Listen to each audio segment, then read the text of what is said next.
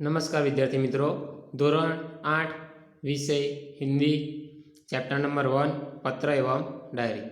विद्यार्थी मित्रों, अगाउना विडियो में आपणे 4 पत्र जोया था अलग अलग प्रकारना। पहलू हतुं शुं हतुं? निमंत्रण पत्र। पछी आपणे बधाई पत्र जोयुं, पछी आश्वासन पत्र अने चौथो अनुमति पत्र। पत्र कोई पण विषय होय परंतु आपणे लखवानी रीत जे कह्युं तेम के सौप्रथम तमे डाबी साइड तमारुं नाम सरनामું डेट बराबर, पछी संबोधन ए रीते तमे करो छो। अने लास्टमां बे पेरेग्राफमां पत्र लख्या पछी जे तमारुं नाम एटले सिग्नेचर आवे पण एना पहेला तमारो ए व्यक्ति साथेनो संबंध शुं छे ए तमे दर्शावो छो। पांचमुं जोईए प्रार्थना पत्र। छुट्टी के लिए प्रधान अध्यापक को पत्र। छुट्टी एटले के रजा लेवा माटे बराबर। शू लखे छे तो कि देसाई फलिया भावनगर 23 फरवरी 2011 सेवा में एटले के शू कहे छे जो विद्यार्थी आचार्य ने कहे छे एटले श्री आचार्य महोदय डीए सार्वजनिक विद्यालय भावनगर आदरणीय गुरुदेव। जो अहींया संबोधन लख्युं छे आदरणीय, केम मैं कहूं तेम जे वडीलो होय अथवा गुरु होय आपड़ा तो पूज्य आदरणीय एवो आपणे शब्द प्रयोग करीए छीए बराबर। हवे क्या छे शू कहे छे छुट्टी मांगवा माटे एटले के रजा मांगवा माटे कहे छे कि सविनय निवेदन है कि मेरी बहन की शादी आगामी 27 तारीख को निश्चित हो गई है। मैं उसका इकलौता भाई हूँ।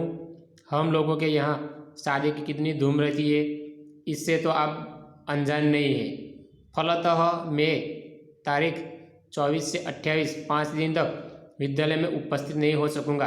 पिताजी का पत्र इस प्रार्थना पत्र के साथ भेज रहा हूँ। आशा है आप मुझे यह अवकाश प्रदान करने की कृपा करेंगे।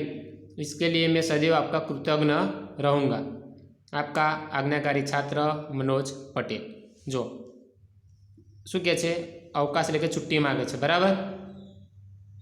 केम ताकि एनी बेननुं मेरेज छे, लग्न छे एटला माटे। तो जो तमे संबोधन में जोशो अहीं आदरणीय गुरुदेव आव्युं बराबर। एनी पहेला नाम सरनामું पछी सेवा में आचार्य महोदय एवुं आपणे लख्युं छे। जोयुं कई स्कूलना छे ते स्कूलनुं नाम लखवुं पड़े। छेल्ले सही करती वखते जो शुं लख्युं छे आपका आज्ञाकारी छात्र एटले के विद्यार्थी एनुं नाम, पछी जोड़े क्रमांक एटले के रोल नंबर लख्यो छे, वर्ग कयो ए पण लख्युं छे वर्ग 8 अ। तो ए जाते तो पत्र लखे छे परंतु पिताजीनो पत्र पण साथे मोकलुं छुं एवुं पण कहे छे बराबर। तो आ रीते तमे छुट्टी माटे रजा माटे अनुमति मांगी शको छो। आगळ छठ्ठुं छे कार्यालयी पत्र। कार्यालयी पत्र में शुं छे जोईए कि स्वास्थ्य अधिकारी को गंदगी के बारे में शिकायती पत्र। हवे गंदगी बहुत फैलाई छे तो एना माटे शिकायत करे छे कोने? स्वास्थ्य अधिकारी ने। तारीख 20 मई 2011 सेवा में। हवे कोने कहे छे तो स्वास्थ्य अधिकारी महोदय महानगरपालिका बड़ौदा। बड़ौदा एटले के वडोदरा। जो आगळना पत्र में जोयुं तो आपणे ए प्रिंसिपाल ने लगता था बराबर। तो श्री आचार्य महोदय, पछी जे ते स्कूलनुं नाम आव्युं हतुं अने गामनुं नाम के शहेरनुं नाम। अहींया जेने लखीए छे स्वास्थ्य अधिकारी महोदय महानगरपालिका क्या तो कि वडोदरा। मान्यवर सविनय निवेदन है कि मैं गायत्री मोहल्ले में रहता हूँ। यह मोहल्ला पिछले कई दिनों से ठीक से साफ नहीं हो रहा है। आजकल शादी का मौसम है, रास्ते पर गंदगी फैली है। पास के कूड़ेदान यानी डस्टबिन में सब जूठन डाल जाते हैं। जूठन एटले के एंठवाड़ू। बदबू के कारण पिछले 2 दिन से तो यह हाल हो गया है कि वहाँ से आना जाना भी मुश्किल हो गया है। आने जाने वाले सभी लोग परेशान हो रहे हैं। यदि गंदगी को शीघ्र न हटाया गया तो मोहल्ले भर में बीमारी फैल जाने का डर है। आशा है आप शीघ्र ही उसे हटवाने की व्यवस्था करेंगे। आपका विनम्र सेवक सुरेश भाई म परमार, गायत्री मोहल्ला बड़ौदा। जो स्वास्थ्य अधिकारी ने शिकायत करे छे शाना माटे? गंदकी ने। कहे छे कि अहींया हमणांनी गंदकी बहु छे, घणा बधा दिवसथी साफ नथी थतुं। लोको डस्टबिन में जे खावा पछी वधेलो एठवाडो होय ए पण नाखी दे छे। अत्यारे એટલી ત્યાંથી દુર્ગંધ બદબુ આવે છે, ત્યાંથી આવવા જવામાં પણ તકલીફ થાય છે, તો કહે છે કે તમે એને જલ્દી સાફ કરાવશો. તો આ રીતે લખી શકાય કાર્યાલય પત્ર. હવે વ્યવસાયિક પત્ર. પુસ્તક એ भेजने के लिए पुस्तक विक्रेता को पत्र. જો ઓર્ડર આપીએ ને કોઈ વ્યવસાયિક હોય, આપણે પુસ્તકો મંગાવવાના હોય ઓર્ડર આપીએ તેની વાત છે. એ કેવી રીતે લખી શકાય? તારીખ 10 જુલાઈ 2011 સેવા में વ્યવસ્થાપક શ્રી ગજાનન પુસ્તકાલય. જો જે વ્યવસ્થાપક એને વ્યવસ્થા કરનાર હોય એનું નામ લખવું પડે, બરાબર. કયું પુસ્તકાલય? તો કે ગજાનન પુસ્તકાલય, सुभाष रोड वलसाड. અહીંયા વલસાડ લખ્યું છે, બરાબર. કહે છે મહોદય मुझे निम्नलिखित पुस्तकों की आवश्यकता है, इन्हें आप डाक से भेजने की कृपा करें. જો તમારું કોઈ એવું જાણીતું પુસ્તકાલય હોય બસ જેની તમે બુક મંગાવવા માગતા હોય, તો તમારે પત્રમાં તમારું નામ આ રીતે સંબોધન લખીને તમારે જે બુક લાવવાની હોય તે અહીંયા આ રીતે વિશેષમાં લખવું પડે. જો અહીં કઈ લખે છે? નન્હા કોશ શ્રી રતિલાલ નાયક, નાલંદા વિશાલ શબ્દસાગર શ્રી નવલજી, બૃહદ હિન્દી શબ્દકોश डॉक्टर श्याम बहादुर वर्मा, डॉक्टर धर्मेंद्र शर्मा, साहित्यिक मुहावरा लोकोक्ति कोश हरिवंश राय शर्मा. कृपया उपरोक्त पुस्तके उचित कमीशन काटकर, શું કહે છે? જો જે કમિશન મળવું જોઈએ વળતર એને કાપીને શીઘ્ર ही વીપીપી એટલે કે વેલ્યુ પેએબલ પોસ્ટ છે ભેજે. બરાબર. ભવદીય પ્રીતિ શાહ જેણે મંગાવ્યું છે તેમની સહી, શાંતિ ભવન એમજી રોડ રાજકોટ. બરાબર. કે તમે પુસ્તકો કમિશન જે થાય એ કાપીને આપજો અને એની કિંમત જે થાય એ જ્યારે આપણે ઘરે પુસ્તકો આવી જાય એટલે તે વખતે પે કરવાની હોય છે. તો આ થયો વ્યવસાયિક પત્ર. બરાબર. તો કુલ કેટલા પત્ર જોઈએ આપણે? 7. પહેલું નિમંત્રણ પત્ર, કોકને આમંત્રણ આપવાનું હોય. પછી બધાઈ પત્ર, એને અભિનંદન આપવાના હોય. ત્રીજું આશ્વાસન પત્ર. બરાબર. કોઈને આશ્વાસન આપવાનું હોય, કંઈક એવો પ્રસંગ બની ગયો, નિષ્ફળતા મળી હોય. પછી જોયું અનુમતિપત્ર એટલે કે રજા માગવાની. પછી છુટ્ટી માટે ટીચર જોડે પ્રિન્સિપાલ જોડે રજા માગવાની. બરાબર. એટલે કે પ્રાર્થનાપત્ર. પછી કાર્યાલય પત્ર જોયું, કોઈ અધિકારીને આપણે શિકાયત કરવી હોય કઈ બાબતે અથવા કંઈ જાણ કરવી હોય. પછી વ્યવસાયિક પત્ર, આ રીતે પુસ્તકો મંગાવવા હોય કે કોઈ પણ વસ્તુ મંગાવવું હોય. હવે આગળ તમે 8માં જોશો, અહીંયા ડાયરી લેખન આપી છે. હવે ડાયરી લેખન એટલે કે શું? તો જો અહીંયા આપી છે તમને कि डायरी शब्द अंग्रेजी भाषा का है. डायरी के लिए हिंदी में दैनंदिनी, दैनिकी आदि शब्दों का प्रयोग किया जाता है. डायरी में निजी जीवन के प्रतिदिन घटित घटनाओं का लेखा जोखा रखा जाता है.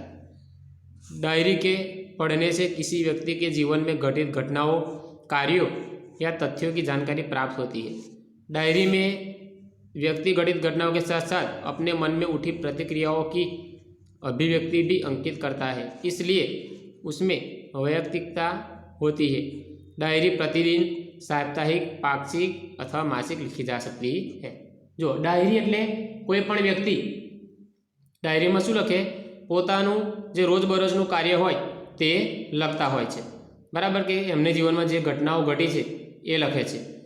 पर आ डायरी में आपने जोईशुं वाँचे कोई नहीं तो एमने ए व्यक्ति केवो छे एनी आपने माहिती मळी जाय छे अने एना जीवन में शुं शुं बन्युं छे ते पण खबर पड़ी जाए. आ डायरी प्रतिदिन रोज लखी शकाय, साप्ताहिक एटले अठवाडिये लखी शकाय, पाक्षिक एटले 15 दिवसे लखी शकाय अने मासिक एटले के महीने पण लखी शकाय. डायरी लेखन की विशेषताएं. और डायरी लेखन में निम्नलिखित गुण होने आवश्यक है. जो आ गुणों जो है ये आवश्यक होवा જોઈએ. डायरी लेखन में क्रमबद्धता हो, क्रमिकता होनी चाहिए. इसमें लिखा गया विवरण संक्षिप्त, सारगर्भित तथा वास्तविक हो. डायरी लेखन में स्थान, तिथि, घटना या तथ्य का स्पष्ट रूप से उल्लेख होना आवश्यक है. बराबर. जग्या, तारीख, समय, बराबर घटना जो हो साचुं होवुं जोईए. डायरी लेखन करते समय आलोचना, टीका टिप्पणी, बनाव टिप्पण, काल्पनिकता, चित्रात्मकता, अनावश्यक विस्तार से बचना चाहिए. એટલે જે સત્ય ઘટના લખવાની છે આપણે, બરાબર. તો કલ્પના જે હોય એ લખવાનું નથી. और डायरी लेखन से लाभ शू थाय ये है कि इससे जीवन में घटित घटनाओं की जानकारी प्राप्त होती है. तमारा जीवन में शू बन्युं ए कोई वाँचे तो तमारा डायरी पढ़ती તમારા जीवन विषय કોઈને खबर पड़ी सके। डायरी में तथ्यों का उल्लेख रहता है, इसी कारण व्यक्ति दिन भर जो अच्छे बुरे काम करता है उसका उल्लेख भी रहता है। इससे सने सने लेकर धीमे धीमे बुराइयों से बचा जा सकता है। डायरी ही ऐसा दस्तावेज है जिसे पढ़कर किसी व्यक्ति के जीवन के पिछले अनुभव तथा घटनाओं की जानकारी और वह भी संबंधित व्यक्ति के शब्दों में प्राप्त की जा सकती है। એટલે કહ્યું તેમ કે ડાયરી એક એવો દસ્તાવેજ છે કે જેને વાંચીને કોઈ પણ વ્યક્તિનું જીવન અને એના અનુભવ ઘટનાઓ કેવા છે એની જાણકારી મળે છે। અહીંયા એક ડાયરી લેખનનું ઉદાહરણ આપ્યું છે। જો अपने नए विद्यालय के पहले दिन की घटनाओं को अपनी डायरी में लिखी, तो जो અહીંયા લખ્યું છે બરાબર। तो आज नए विद्यालय में मेरा पहला दिन था। मन में विविध प्रकार के विचारों की उथल पुथल चल रही थी तथा अनेक अनजानी आशंकाएं अनायास ही मुझे डरा रही थी। 9 बजे पिताजी के साथ में अपने नए विद्यालय आदर्श मंदिर में पहुंचा। प्रधानाचार्य कक्ष में जाने पर उन्होंने मुझसे कुछ प्रश्न किए जिनके उत्तर मैंने दे दिए। मेरे उत्तरों से वे संतुष्ट नजर आए। उन्होंने मुझे प्रवेश के लिए निर्धारित फॉर्म दे दिया। मन को राहत मिली। थोड़ी ही देर में शुल्क आदि जमा करवाने के बाद मैं अपनी नई कक्षा में पहुंच गया। अपने नए दोस्तों, अध्यापक और आचार्य से मिलकर ऐसा नहीं लगा कि मैं नए विद्यालय में आ गया हूँ। जो बराबर કે પહેલો દિવસ કેવો હોય તેનું વર્ણન છે। આ ડાયરી લખી છે તો એ વ્યક્તિનો પહેલા દિવસનો અનુભવ કેવો છે એ વાંચીને બીજાને પણ ખબર પડી જાય। પછી બીજું આપ્યું છે કે વાર્ષિક પરીક્ષા કે એક દિન પૂર્વ કે અનુભવ કો अपनी डायरी में लिखी, કે જ્યારે વાર્ષિક પરીક્ષા હોય અને એના આગલા દિવસે કેવો અનુભવ થાય। तो कि कल वार्षिक परीक्षा का पहला दिन है, रात्रि के 1 बज गए हैं परंतु नींद नहीं आ रही। कल विज्ञान और टेक्नोलॉजी विषय की परीक्षा है। यद्यपि सब कुछ दोहरा लिया है लेकिन वाँची लीधुं छे, तथापि मन में अजीब सा भय है। अचानक पिताजी मेरे कमरे में आए। मुझे जगा हुआ देखकर ढाढ़स बंधाया और बिस्तर पर लेटने को कहा। बत्ती बंद गई। बिस्तर पर पड़े पड़े भी नींद नहीं आ रही। पिताजी के चले जाने पर टेबल लैंप जलाया और पुस्तक के पन्ने पुनः पलटने लगा। थोड़ी देर में थक कर बिस्तर पर पुनः लेट गया और न जाने कब नींद आ गई। जो वार्षिक परीक्षाના આગલે દિવસે બાળકના મનમાં કેવા વિચારો આવ્યા કરે છે તેની અહીંયા વર્ણન કર્યું છે। તો આ ડાયરી કોક વાંચે તો બીજી વ્યક્તિને પણ ખબર પડી જાય કે એ વ્યક્તિનો અનુભવ કેવો હતો। તો આ રીતે તમે ડાયરી લેખન કરી શકો છો। તો વિદ્યાર્થી મિત્રો અહીંયા આપણે જોયા 7 પ્રકારના અલગ અલગ પત્ર ડાયરી લેખન। તમારે આજના વિડીયોને ધ્યાનથી સાંભળ્યા પછી તમારી ટેક્સ્ટ બુકમાંથી ફરીથી એકવાર આ પાઠ વાંચી જવાનો છે અને દરેક પત્રને સમજવાના છે અને ડાયરી લેખન કેવી રીતે કરી શકાય તે પણ સમજવાનું છે। હવે આપણે અભ્યાસ અને સ્વાધ્યાયની સમજૂતી આગળના વિડીયોમાં મેળવીશું। Thank you.